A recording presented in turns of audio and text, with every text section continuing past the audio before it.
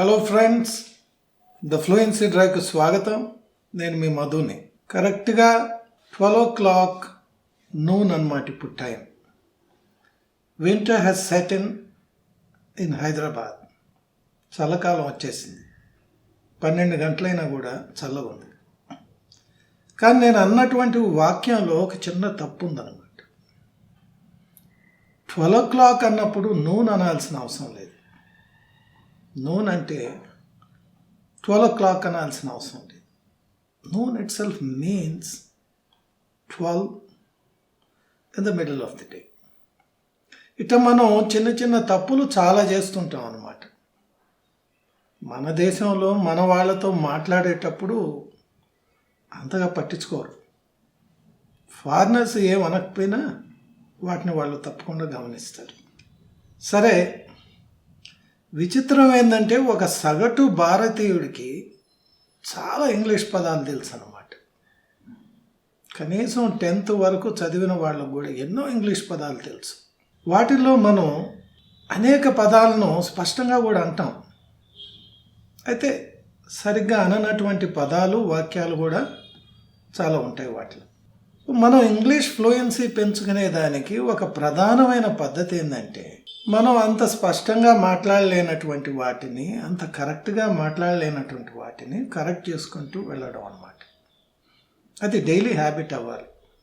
ప్రతిరోజు ఉదయం నేను దాని మీద ఒక 15-20 నిమిషాలు తప్పనిసరిగా స్పెండ్ చేస్తాను. అది నిరంతరం సాగే ప్రక్రియ. ఎందుకంటే 1757 నుంచి 1947 వరకు, అంటే 190 సంవత్సరాలు బ్రిటిష్ వాళ్ళు మనల్ని పరిపాలించారు. సో మనకు తెలియకుండా ఎన్నో ఇంగ్లీష్ పదాలు వాళ్ళు అలవాటు చేశారన్నమాట. తర్వాత వాళ్ళు వెళ్ళిన తర్వాత కూడా మన దేశంలో ఉండే ఒక ప్రత్యేకమైన పరిస్థితి లేదా పరిస్థితుల వలన మనం ఇంగ్లీష్ని ఇవాళకు కూడా మనం ప్రధానమైన భాషగా కంటిన్యూ చేస్తున్నాం. సో మన ఇండియన్ ఇంగ్లీష్ అనేది ఒకటి తయారైంది. కానీ కొత్త సమస్య ఏమొస్తూ ఉందంటే, నేను ప్రతిసారి చెప్తున్నాను, అంతర్జాతీయంగా మన యొక్క ఇంట్రాక్షన్ పెరిగింది. గ్లోబలైజేషన్ తర్వాత గత 20-25 సంవత్సరాలుగా మనం ఇంటర్నేషనల్గా చాలా మనం ఇంటరాక్ట్ అవ్వాల్సిన అవసరం వచ్చింది. సో మన భాషను కూడా మనం కొంచెం మార్చుకోవాల్సిన నీడ్ అనేది మాత్రం వచ్చిందనమాట. ఇవాళ నేను మీకు కొన్ని వాక్యాలు ఇస్తాను. మీరు ఆనెస్ట్గా వాటిల్లో ఎన్ని కరెక్ట్గా చెప్పగలరో ఒకసారి చూడండి. I expect you to be brutally honest. ఎందుకంటే చాలా ఎక్కువ చదువుకున్న వాళ్ళు, ఎన్ఆర్ఐస్ కూడా కొన్ని చిన్న చిన్న తప్పులు చేస్తుంటారు. బహుశా నేను కూడా చేస్తుండొచ్చు. కానీ మనం వాటిని కరెక్ట్ చేసుకునేటువంటి ప్రయత్నం మాత్రం చేయాలి. Number 1, take a paper and note down. He don't know. Number 2, my cousin is having a dog. My cousin is having a dog. Number 3, I go to home directly from my office. I go to home directly from my office. 4, I could not be able to attend yesterday's wedding. I could not be able to attend yesterday's wedding. 5, I don't like pizza. So దానికి response me too. I don't like pizza. Response వచ్చి me too. We have to walk more faster to be there in time. 6 వచ్చి we have to walk more faster to be there in time. 7, he is one of the best person known to me. He is one of the best person known to me. దాని తర్వాత I am not going to gym since 2 days. I am not going to the gym since 2 days. 9, art is known to humans since times immemorial. Art is known to humans since times immemorial. చివరిగా 10 వచ్చి if I was you, I would have joined the job. If I was you, I would have joined the job. Okay, ఆ list అంతా ఒకసారి ఇస్తాము, మళ్ళీ కూడా pass చేసుకొని చూడండి.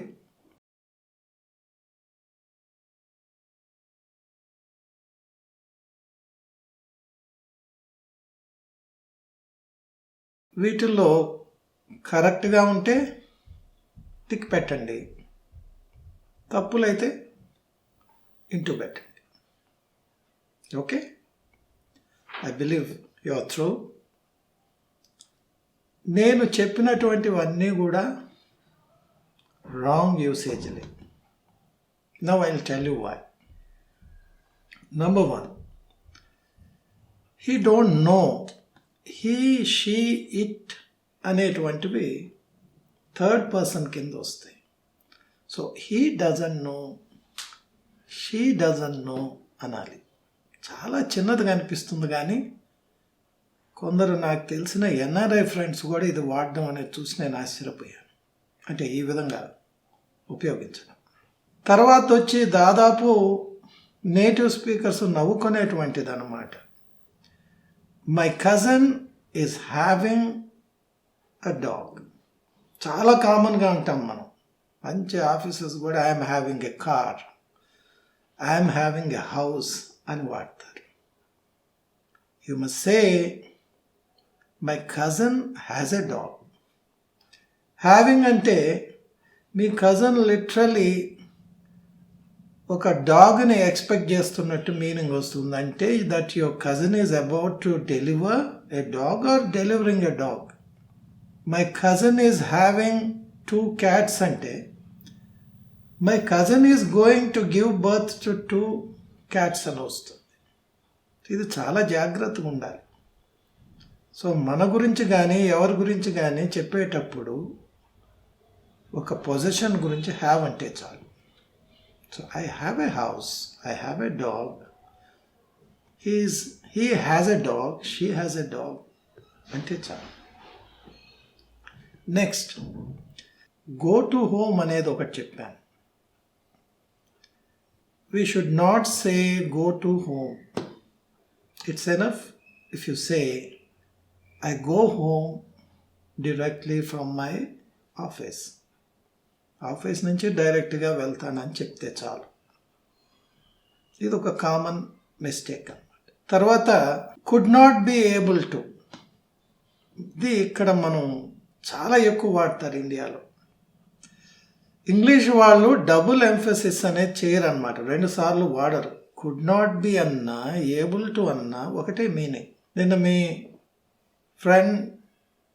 ఫ్రెండ్ సన్స్ మ్యారేజ్ ఉంది, మీరు దానికి వెళ్ళలేకపోయారు.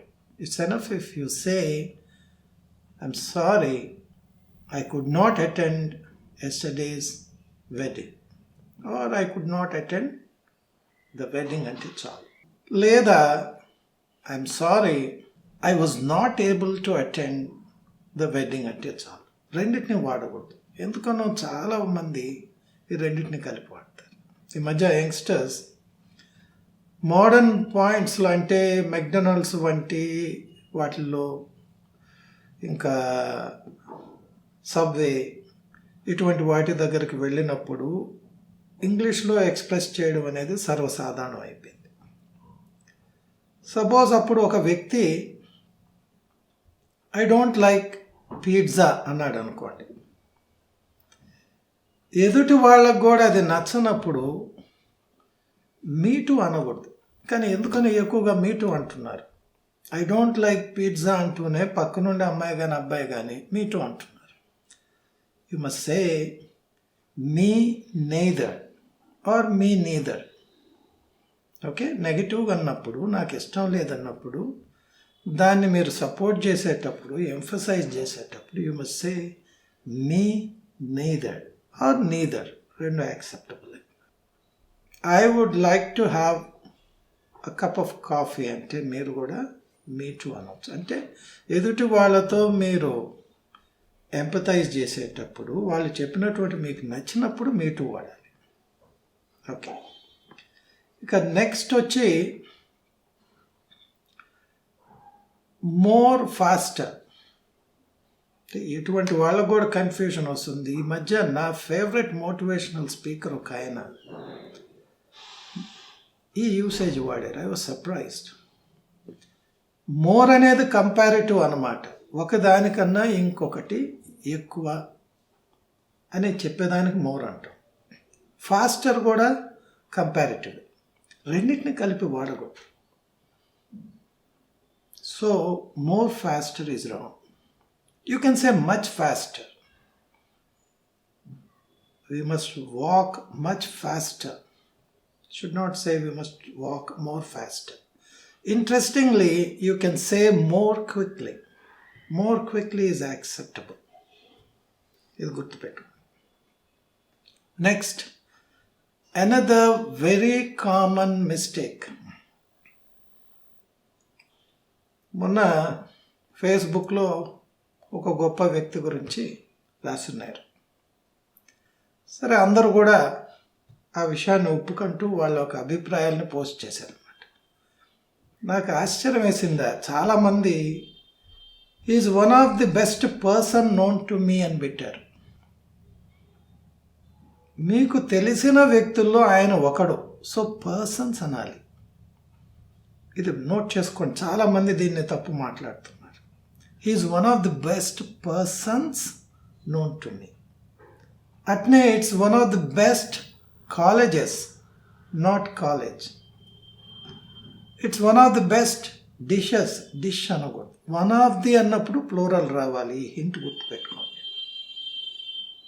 ఓకే, ఇంకా నెక్స్ట్ వచ్చి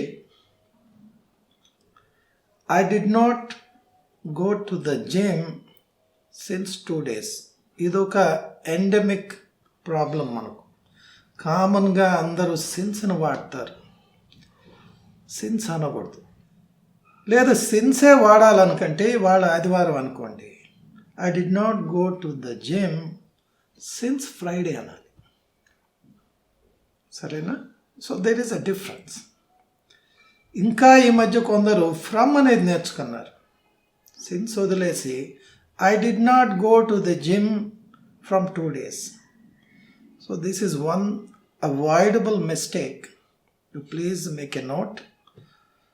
సిన్స్ అన్నప్పుడు స్పెసిఫిక్గా టైం మెన్షన్ చేయాలి. ఏ టైం నుంచి ఎప్పటి నుంచి అని. లేదా ఈజీగా చెప్పాలంటే I did not go to the gym for the past 2 days.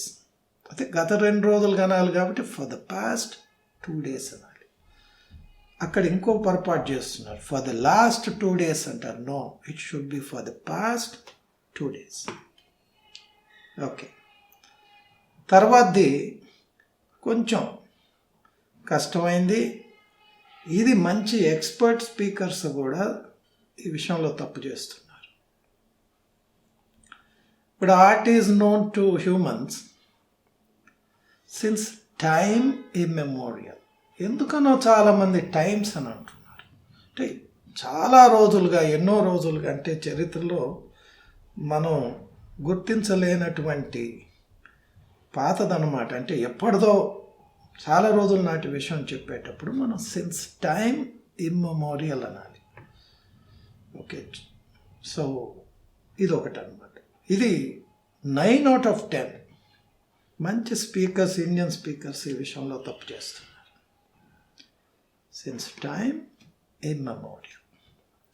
ఇంకా లాస్ట్ది, ఈవెన్ నేటివ్ స్పీకర్స్ తప్పు మాట్లాడేటువంటిది.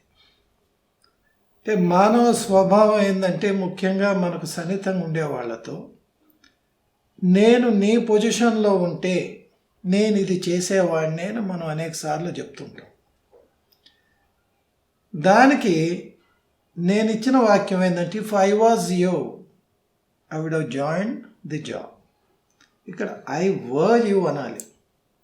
If I were you, were అంటే పాస్ట్ టెన్స్ కదా అని మీరు అనుకోకూడదు. ఒక grammar rule. If I were you, ఒక ఇమాజినరీ సిచ్యువేషన్ వచ్చినప్పుడు if I were you I would have joined the job. నేను నువ్వు అయి ఉంటే, లేదా నేను నీ స్థానంలో ఉంటే ఆ ఉద్యోగాన్ని నేను చేరేవాడిని. సరేనా? ఇది ఒక కామన్ ఎర్రర్ అన్నమాట. So that's it friends. ఇప్పుడు చూడండి మీ స్కోర్ ఎంత ఉందో. Anyway, don't worry about the score. But ఇది ఒక రెగ్యులర్ హ్యాబిట్ చేసుకోండి. అంటే మనం రకరకాల మీడియాలో ఇవాళ మంచి ఇంగ్లీష్ను వింటున్నాం, మూవీస్లో వింటున్నాం, నెట్ఫ్లిక్స్లో వింటున్నాం. చాలా బాగా మాట్లాడే వాళ్ళు మన చుట్టూ ఉంటున్నారు. ఒక సెంటెన్స్ వాళ్ళు మనం మాట్లాడే రకంగా కాకుండా భిన్నంగా మాట్లాడినప్పుడు ఒక ఓపెన్ మైండ్తో మీరు దాన్ని ఆలోచించండి, నోట్ చేసుకోండి. మీ ఇంటికి వచ్చిన తర్వాత ఇంటర్నెట్లో రెఫర్ చేసుకోండి, లేదా ఏదో బుక్లో చూసుకోండి. మీకు అదృష్టం ఉండి వాటిని క్లారిఫై చేసే మిత్రులు కానీ ఎవరిని ఉంటే వాళ్ళతో చేసుకోండి. అప్పుడే మీకు లాంగ్వేజ్ క్వాలిటీ పెరుగుతుందన్నమాట. I'm sure you like this video. Take care. Bye bye.